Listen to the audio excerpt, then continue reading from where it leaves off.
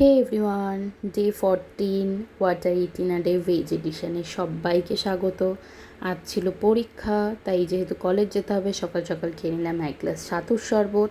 তারপর সারাদিন আর কিছু খাওয়া হয়নি, টিফিন দিয়েছিল বাট খাওয়া হয়নি। তারপর বাড়িতে এসে দেখলাম মা প্রসাদ বাড়ছে সবার জন্য। আজ ছিল স্নানযাত্রার পুজো বাড়িতে। তারপর আমি আমার প্রসাদটা নিয়ে নিলাম, আমি যা যা খাবো বলে দিলাম। আর বিকেলে বানিয়েছিলাম সবার জন্য চা। মুখার্জি দাদু এসেছিলো, দিদুন ছিল, দাদাভাই ছিল, মা ছিল, আমি ছিলাম, সবার জন্য চা বানিয়েছিলাম।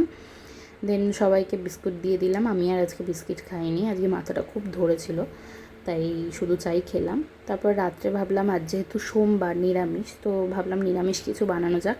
প্রত্যেক সোমবার তো ওই সেদ্ধ ভাত খাই আমি। তো আজ বানিয়েছিলাম একদম নিরামিষ আলুর দম, আর বানিয়েছিলাম ভেজ পোলাও। ভেজ পোলাওতে জলটা একটু বেশি হয়ে গেছিলো, বাট ইটস ওকে।